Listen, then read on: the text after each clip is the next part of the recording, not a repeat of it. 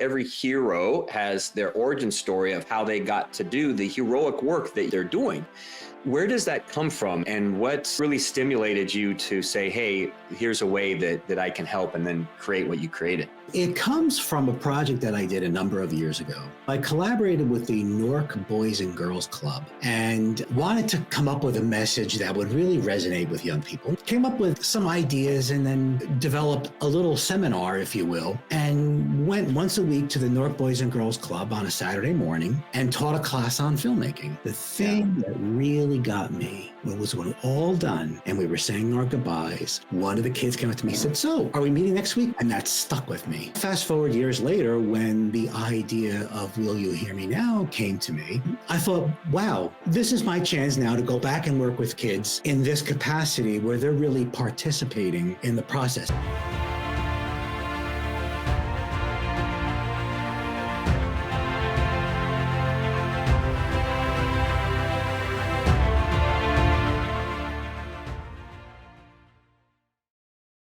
What is up, Impact Heroes? Welcome back to the show. I'm your host, Rick Ornelas. Thank you for spending some time with us today because we know time's a valuable resource and we're going to make it worth your while. I appreciate each and every one of you, not just for listening, but for who you are. I know you're sparking change to make the world a better place every day, and I am humbled and grateful for your efforts. It takes all of us doing our part to spread positive change. And that's what this show is all about.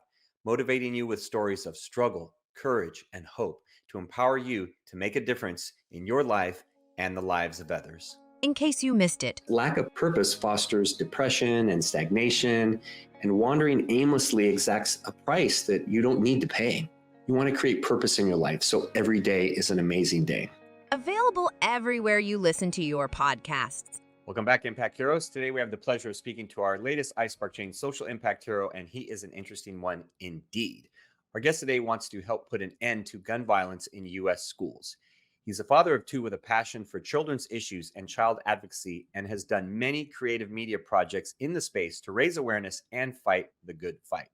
He is a 5-time Emmy Award-winning director, producer of corporate video, TV commercials, public service announcements, and documentaries, who's created over 50 videos per year for over 2 decades. That's a lot of work, for sure.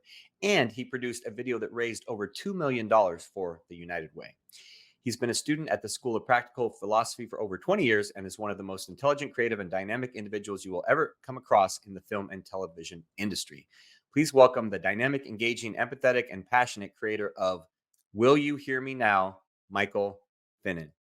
Michael, welcome to the iSpark Change podcast. How are you doing today? Good, Rick. It's great to be here. Thank you for Yeah, having thank you me. so much for hopping on.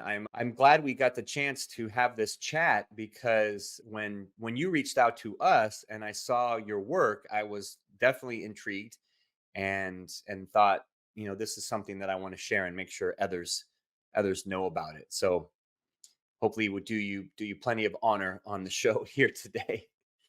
So Michael, we have you on the show because we see you as someone who is spreading positive change in the world, someone whose actions have a positive effect on humanity, someone that by our definition we call a social impact hero. And there's different components to that acronym which we can get to, but I want to ask you the question that I ask everyone on the program. The first question is, do you see yourself as a hero?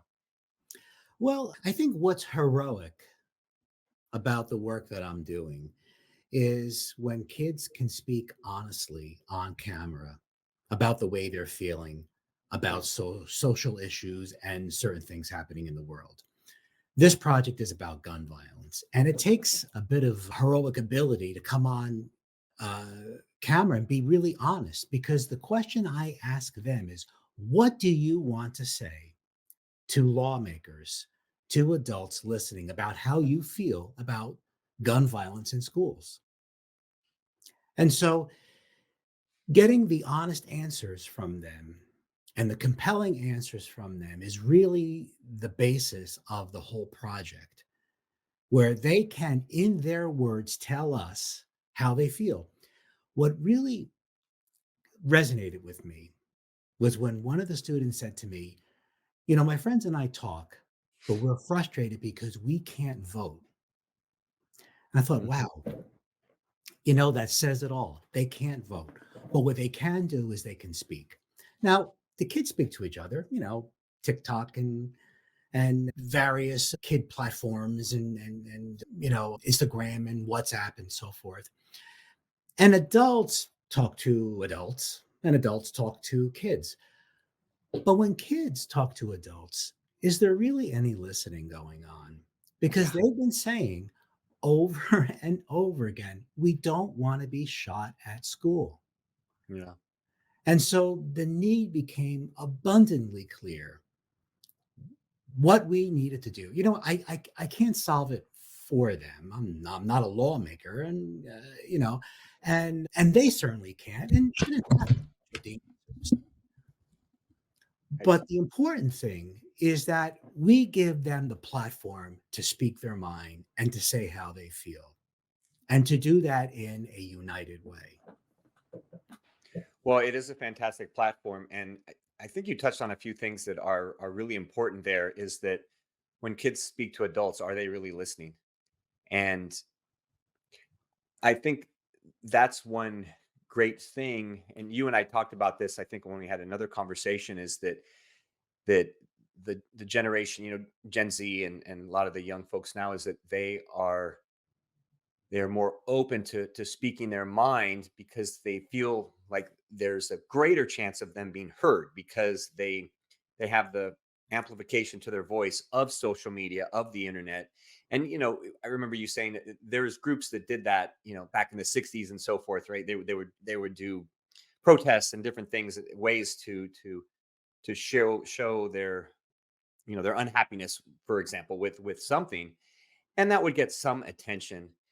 And I think it has proliferated so much with just the access to information that we all have, that someone's voice can be heard. So to make it even greater by you bringing people together, bringing youth together to share that they have one common voice, I think that's so important.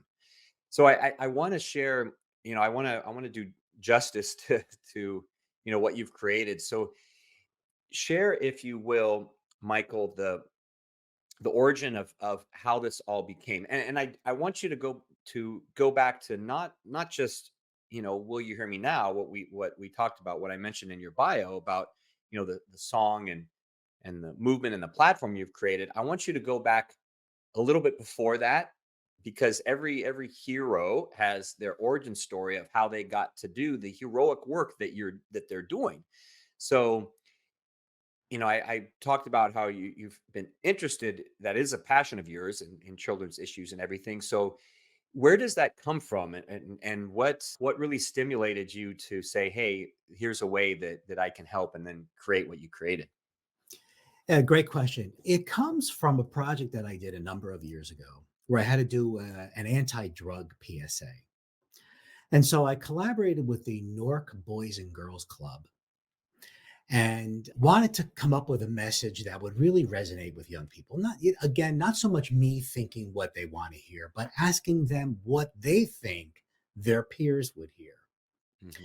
So I came up with some ideas and then developed a little seminar, if you will, and went once a week to the Newark Boys and Girls Club on a Saturday morning and taught a class on filmmaking and engaged them in the whole process of how can we come up with an idea, bounce it back and forth, refine it, put it down on paper, and give it a shot. And so we started trading ideas about, what would be a message that would really have an impact with people your age. And one kid raised his hand and said, "Hey, I saw this horror movie where a hand came out of a grave." And I said, "That's a great idea. Let's do that." So we developed a whole story around that. So when it came time to do the shoot, we went into a cemetery. The story is that someone dies of an overdose. The kids are around the gravesite. One kid pulls out a crack vial to smoke. His friends are looking at him in disbelief. "You're going to smoke that when we just buried our friend?" Mhm. They walk away in disgust. He goes down to pick up the crack vial. A hand comes out and grabs it and says, "Don't let drugs pull you down." Powerful. Yeah, it was very powerful. So what we did was we laid a kid down. We buried his hand, and it was just they had such a ball doing it, And so we did the project, and I got a director's Emmy for it. But I felt like the kids were really a part of this thing. In fact, one kid had the idea of the whole story. Mhm. I called the academy and I explained the situation. I said, "These are, kids from Newark, New Jersey, the Boys and Girls Club, and they were really active and coming up with the creative. Can we do something for them?" And the academy jumped all over it. They made up Emmy certificates for each one of the kids. Hmm. And then we went and had a ceremony and we gave them the Emmy certificate. And at the time, Congressman Donald Payne officiated, and because he thought it was an important thing. And a member of the academy was there, and we had this nice little ceremony. They got all dressed up. Yeah. Which they're very charming. They see how to dress up with a suit and tie and nice clothing because we're going to an award ceremony. So it was really lovely. The Yeah. thing that really got me when all done and we were saying our goodbyes, one of the kids came up to me and said, "So, are we meeting next week? What's next?" And I didn't have an answer. Hmm. And that stuck with me. It's like, oh, I wish I had another project like this. Yeah. So, fast forward years later, when the idea of Will You Hear Me Now came to me, kind of in a flash, actually, and I can explain how that happened. I thought, wow, this is my chance now to go back and work with kids in this capacity where they're really participating in the process. Of a couple of years ago during the pandemic, I did do a couple of videos where I had kids send me their selfies. And I did two of them. One was, "Do you feel safe to go back to school because we're in lockdown with COVID? And what's your thought?" And Mhm. it was really interesting to hear what they had to say about that. They were bored and didn't want to be at home and so forth, but they didn't want to make other kids and their teachers sick. So they that was a message that was loud and clear. We're not sure, we're not ready, that kind of thing. Yeah. The other video that I did was the 2020 election, and there was a concern if there was going to be a peaceful transition of power. And so I asked the kids to comment on that, and Mhm. how they feel about that, and the whole idea about trusting, is government going to work, and is there going to be just that, a peaceful saying goodbye and welcoming in a new president, and what that was like. And so they spoke about that. And I got those videos into congressional committees through the Entertainment Industries Council, and they were looking at opening up schools with bringing back people after COVID, or was it too soon? And I don't know how much of this video made an impact, but they saw it and they got to hear what kids wanted. So I thought, I like this, giving kids a voice, because it's really important. And I saw the effect in those little videos of the kids being heard and being able to express themselves. So when the idea for Will You Hear Me Now came to me, it sort of was a combination of those honest comments from kids, whether I interviewed them on camera or they made selfie videos, combining that with the creative development of just an idea, and bring it to fruition. Yeah. So I was inspired by, I went on YouTube and I started, doing some research, and I saw some choirs, kids choirs singing. And I thought, wow, there's such a strength in that. It's so powerful, Mhm. kids singing. And I happened upon a clip of the Detroit Youth Choir. And I saw that they were on America's Got Talent. They came in second place in season 14, and they got the golden buzzer, and quite a bit of buzz after that. And I saw other videos where they were performing in different venues. But the one that caught my eye was they redid the Guns N' Roses song, "Sweet Child of Mine." and they dedicated it to a Uvalde victim. Mm.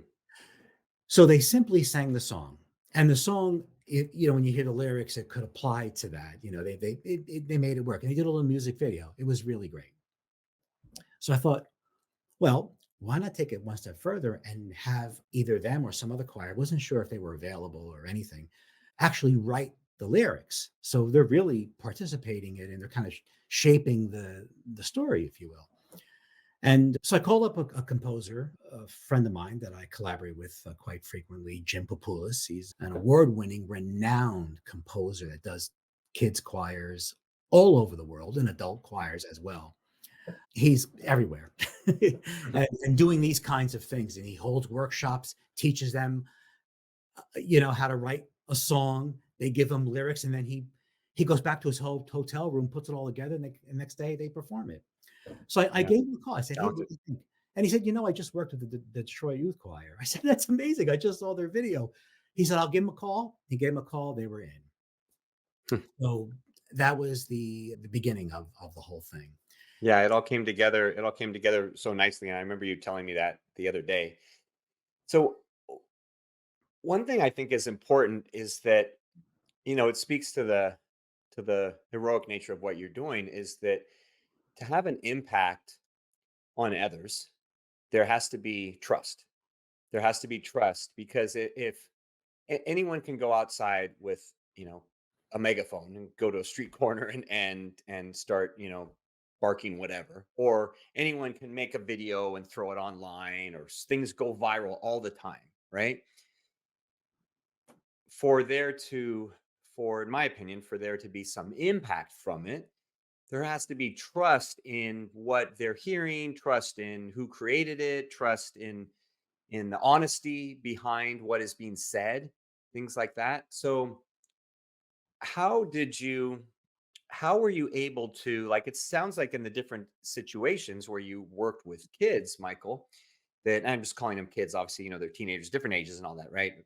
To an old guy like me, they're all kids. So how were you able to, you're a guy, you're producer, director, you're coming in there, you're like, hey, we're gonna make this video.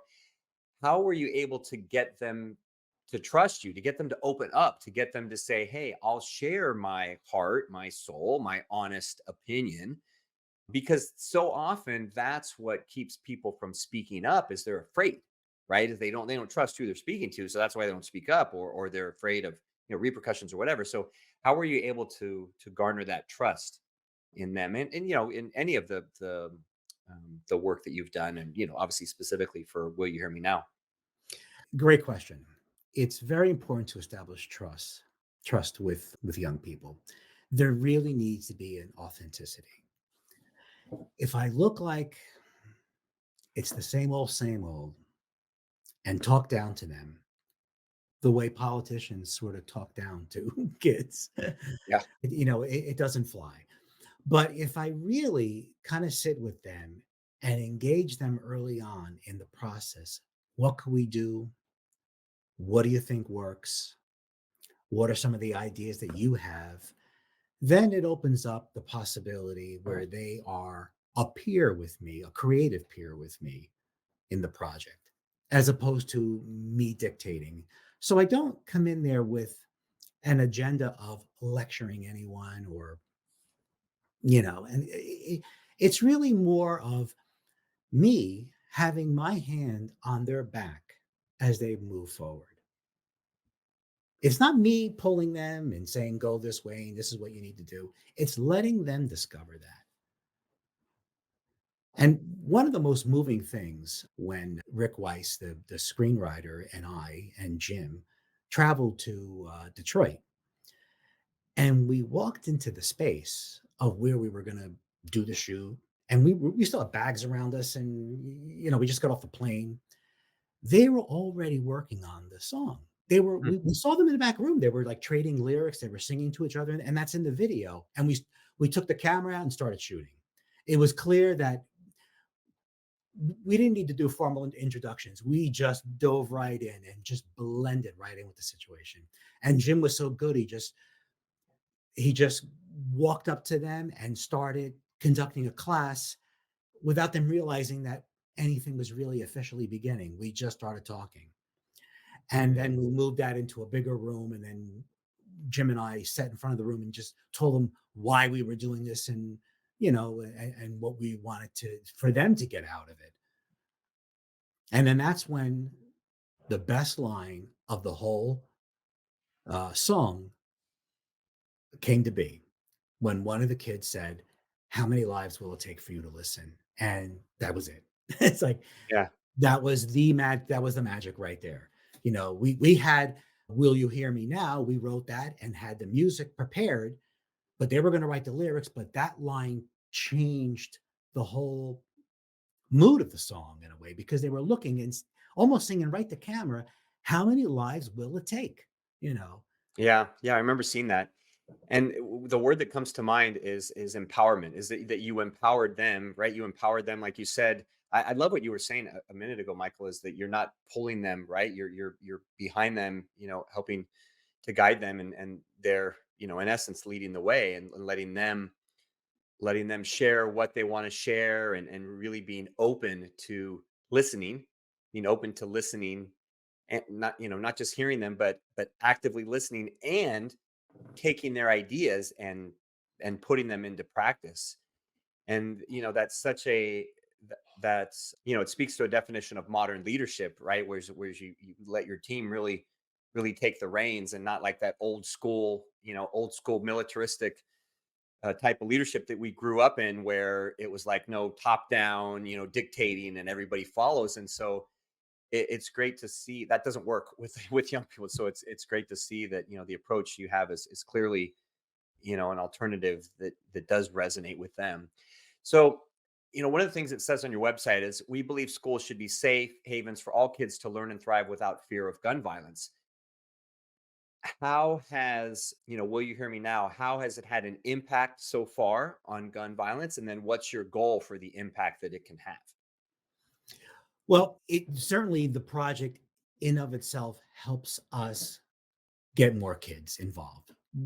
When kids see other kids, and sometimes we show little clippings of some of the interviews. When I went to Detroit and we filmed the choir, I actually did some interviews with the Newark Boys and Girls Club and just showed them some of that. And they got a sense of, this is already a project that's happening, it's evolving, it's growing, and here's what your peers are saying. So yeah, that definitely helps. The the piece that you see now is a standalone piece, but it's also a promo. We're using that for fundraising to show potential donors, this is what it looks like, but we want to do so much more with it. We Hmm. want to go into other communities. It's not about just Detroit, it's the whole United States. And these kids from all different communities and all different socioeconomic backgrounds and different religions and races and so forth, they're all on the same page. Do something, Congress, and do it now. How many lives will it take, Yeah. for you to listen? And so, what I'm hoping to do is, in the coming months and weeks, to get more money and then go make this into a longer documentary and go film in Uvalde, Texas, Parkland, Florida, Perry, Iowa, and maybe some other places, and just have a longer piece that really shows unity. And Yeah, so, that'll be fantastic, because obviously those are places that have all been affected directly. And then I think with showing and amplifying the voice of individuals. It's one thing to have the choir recorded, it's another thing to have individuals that were directly impacted, or at least the school, or at least the community that was directly impacted. That can be so very powerful. And And I think that also leads to, as you said, to others getting on board, to others seeing it, whether it's through financial support, or whether it's other schools seeing it and saying, "Hey, we want to participate. We want to record a clip. We want you to come to our school." And I think I told you when we spoke the other day, is that I could really see this becoming huge. That you may need multiple film crews. You may need a lot of film crews to be going all over the place, or people to send in videos, or something. This compilation, I I think I equated it to like a We Are the World kind of thing where there's people Yeah, from all over the place. yeah. That was an And inspiration, by the way, for the project. Sure. Yeah. yeah, yeah, that's great. That's great that, it's great because in two ways. One is that, it's a good source of inspiration. And two is the fact that I got that from what you've created to this point shows that you're on the right track, right? It shows that you're on the right track and that there's some traction, there's some legs behind what you're doing that you can get to those goals that you have, that mission you have of having it schools all over the place and filming in these different locations that have been affected. So we'll make sure that we share. I'll make sure that when this podcast airs that we're tagging some of those different locations so they can see that will help to spread the message. That'll be my hope that it helps to spread the message. So those are some of the immediate goals. So what is the long-term vision? So we fast forward. Let's fast forward, 1, 2 years down the road. You filmed multiple places. What is the eventual goal or purpose that you see, really in doing creating this? Well, the first thing, as I mentioned, is to expand this into a longer piece, a documentary. We want to make it scalable so that we can have parts of it play on social media and different venues. We have some contacts with the national PTA and some other school boards around the country so that we can give them pieces of it and they can work it into their meetings and their curriculums and back to school nights and different parent teacher meetings and so forth. And so we thought that it's not just one standalone piece. It can be broken up into different pieces to serve different needs. I really want to get more kids involved with the creation of a documentary like I did with the drug PSA and actually have them be the crew members and they can even be shooting their own little videos where they interview each other about this or send in selfies and we can put that into the bigger piece because again I got to keep in mind the one important thing: this is their film, this is their point of view, this is their message, this is their voice. So that's always something in the back of my mind: is how are we serving that objective Hmm. of making it about them, because it can so easily become us making it about them, and Yeah. and then we have to get back on track. It's really their message. I've also seen some young people get inspired by the project we're doing to answer that question from before and blog for us. And so Nice. we have a blog page on our website, and there's one great contribution from a young person, and another one, as I speak, is writing something, and we're waiting for that. So the bigger picture is the film itself, the selfies, the blog, the writing, getting conversations, perhaps even doing a march, all within the spirit of getting the voices heard and moving the needle that seems to be so stuck Yeah. in the US government to finally do something. The kids that I talk to their parents are Republicans and Democrats. They're for or against guns. It really has nothing to do with that. Although it becomes that, unfortunately, but that's Yeah. not they don't care about that. They don't care who's voting which way. They don't really think about the Second Amendment that much. They just want to be safe at school. Yeah, and I think that's the important part of it. And I didn't mean to interrupt No. because my hope for you is that I love that you are staying true to making the video, that they're making the video, right? That they're making the video, or, a documentary, how it evolves, that it is the kids making it, that it is about them, that it is their voice, not you speaking for them, and that you're staying authentic to that. You mentioned authenticity earlier and the importance of that. You're staying authentic to that purpose.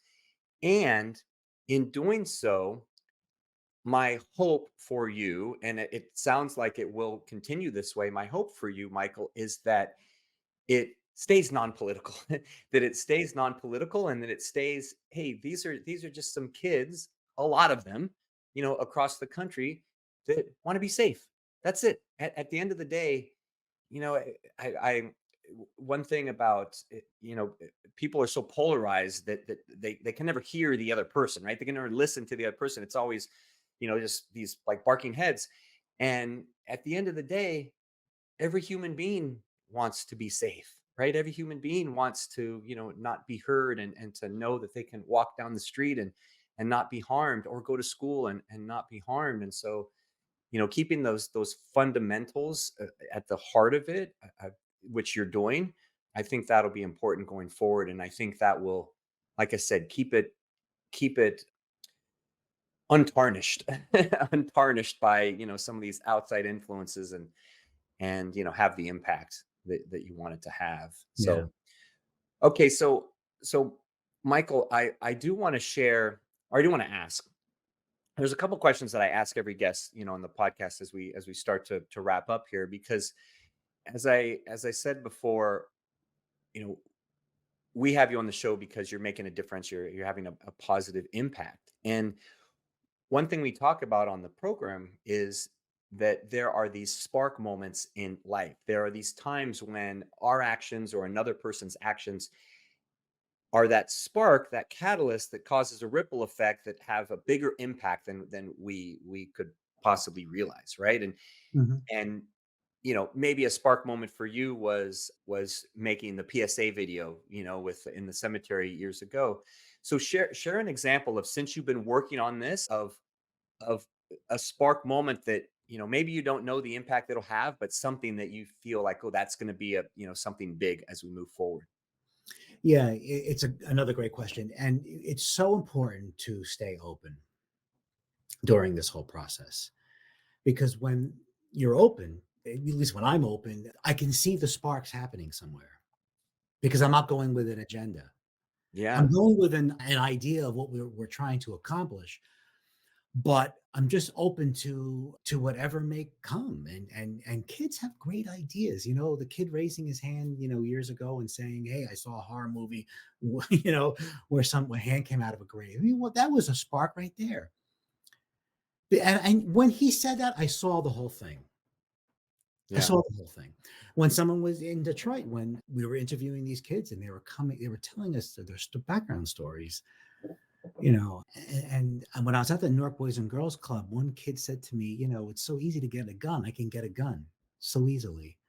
And I was, wow, you know, they know how to get, if they wanted to, they could literally leave the building, find a way to get a gun and come back. I mean, he said it's that easy. It really is. And that sparked an idea of just taking that into consideration, that it's a whole culture that needs to change, really. The people that I'm meeting and are telling me stories of unsecured guns in homes, Hmm. and sort of a recklessness with some parents, buying guns for the kids. And we saw this in the courts just recently. And so those are little sparks that keep happening, where I'm seeing that this is much more than just the one story of guns in schools. Guns are in schools because of a reason. It's the culture that we're in. Yeah. And I had, I don't recall if we talked about this when we met, but I had the privilege of being on a panel for the Entertainment Industries Council, and they did a webinar. It was called Fear Less, and they wanted to talk to filmmakers, gun advocates, firearms experts, and so forth, about the way that guns are depicted in movies and what is the impact of that. Hmm. And all too often, the main character of a movie is the gun. In fact, you even see it in the movie post. You'll see an actor holding a really large weapon. Yeah. True. And I mean, think of films in the 60s, 50s, and 60s. It just wasn't like that. And there might have been a rifle or a pistol or something, but it wasn't about the explosion of the gun. Yeah. Now films open with gun scenes like right off the bat. In the past, the film would build up to a shootout, and it made sense in the story itself. Hmm. But now it's just sort of this gratuitous, violent kind of thing that's happening. And this is what kids are seeing. And it's a Yeah. steady diet of that. Yeah. And the video games and everything as well. You know. Right. And there's almost like we become desensitized to it, adults and kids, about what a gun really is like to shoot it. Yeah. Yeah. And to hear the sound, to feel the recoil of it, and to see the damage that it does. And so, again, this is not about don't shoot guns and we're taking guns away and all, that kind of thing. It's just an awareness. If you're going to have this in the house, lock it up. Put it somewhere where kids can't find it in the closet. Yeah. I had this Yeah. conversation yesterday Accessibility. with a woman who lost her son to that. He was playing at a friend's house. The parents didn't lock up the gun. He and his friend discovered it, and her son lost his life. Yeah. Terrible. Yeah, Terrible. so it just is. And the other thing that's really kind of blown my mind in the past few days, actually, it's only the middle of February, and there have been 45 mass shootings so far. Wow. So think about this. In January, first day back to school, hour one, day one, there was the shooting in Perry, Iowa, right? I mean, it was even before the general population came into the school. There was already a murder. Then high school kids were shot in Chicago outside of their school. Then there was the church shooting last week. Then there was the subway in the Bronx, the subway shooting in the Bronx. And I was talking to a parent just a few hours ago whose daughter commutes to school, to Bronx Science School on the subway. He was worried, is she on that subway? Hmm. Jeez. And then there was yesterday, the Super Bowl. And so it's yes, our message is about how kids feel about school shootings. But when the shootings are happening in churches, on subway platforms, and at parades, they're thinking, no one's listening. And are they gonna come to my school tomorrow? Are we next? In fact, I've heard students say this to me. Just hearing the news gives them the anxiety. So there's a real mental health concern here. The victims, yes, of course, they are the people who have been affected by gun violence, where a perpetrator came to the school and some kids lost their lives and others were injured. No doubt, that's horrible. The other victims are all the other US school children who hear about this and worry, is my school next? Yeah. Yesterday, I think the news hasn't confirmed it yet, but I think between 6 and 9 kids were shot at the parade. You I know, didn't realize it was that many. Wow. That's yeah, at a crazy. parade, at a Yeah. parade. Where you figure you're going to celebrate something, right? You're going to celebrate. It's a happy event. So the point I'm making with all of this, the movies and the depiction and everything, is just that this is what kids are seeing. They're seeing it in their video games. They're seeing it on the movie screen. They're seeing it in the news. It's just constant. And it's getting to a point where they're thinking, where is it safe? Yeah. Well, with the work you're doing, it'll spread some awareness, and the bigger it grows, it will definitely have an impact. So I'm looking forward to the impact that it will have. So one final question here, Michael, before we wrap up, because our goal at iSpark Change is to positively impact 1 billion people as we launch our future social impact social media platform, and through our community and our work. And we can't do it alone. We know we need the help of impactful heroes like yourself that are doing positive work to make a difference, because a lot of people feel, as I once did, that they're just one person, right? And they're too small to make a difference. So we value your thoughts as a social impact hero. So I want you to peer into the future, peer into a few years down the road, into our iSpark Change crystal ball, and tell me, what can the world become if everyone starts believing, like these kids, that they can have a positive impact on the future and make a Well, difference? I think what most adults don't realize is that these kids are only kids for now. Many of the kids that I've already interviewed are voting next year. Hmm. So they are adults they are coming into the world as adults. And so this is where we need to make the change. This is where we need to encourage and foster communication and getting the word out, because this is what they carry with them into the adult world. And so it may sound, it's not that significant, but it is. If we have that kind of environment where we're encouraging young people to speak out and do something, they can make the change. Otherwise, it's just the same old, same old. Yeah. You know, it never goes anywhere, because it becomes a self-fulfilling prophecy. Are we going to move the needle with the current government? Who knows? However, they're not going to be in there forever.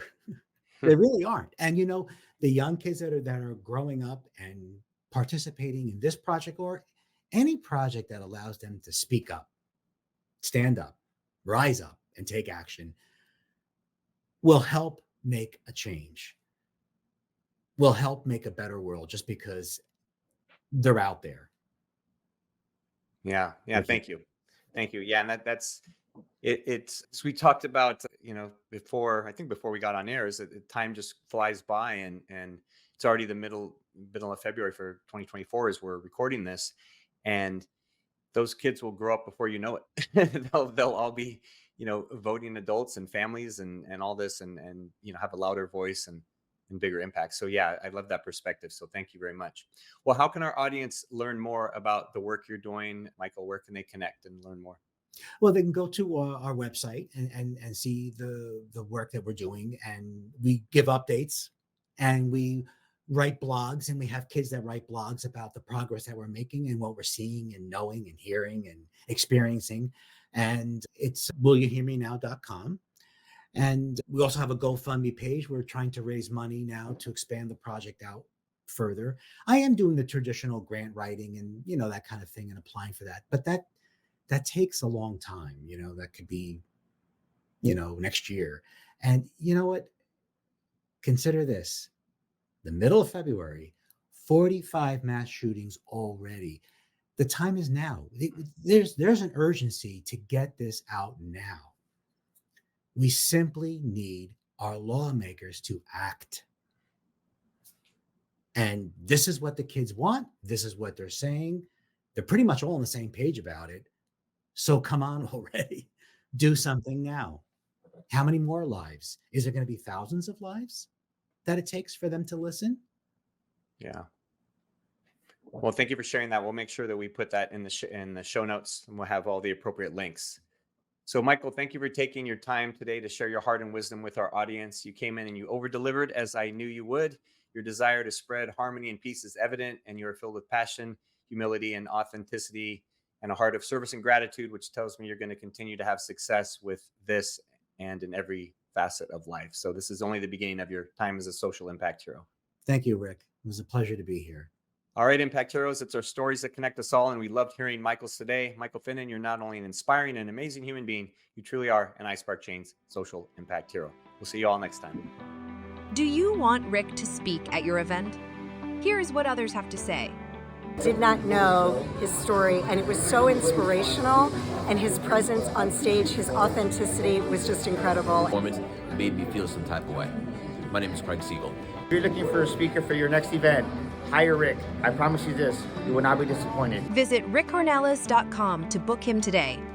Remember, Impact Heroes, every positive action can be a spark moment that has a ripple effect that spreads far beyond the initial act. So go out there and spark change. Don't forget, if you enjoyed this episode, then please smash that 5-star rating on iTunes or Spotify and leave a review. We value your comments, and we want to hear from you in the community. Thank you for listening. God bless you, and we'll see you next week on the iSpark Change podcast.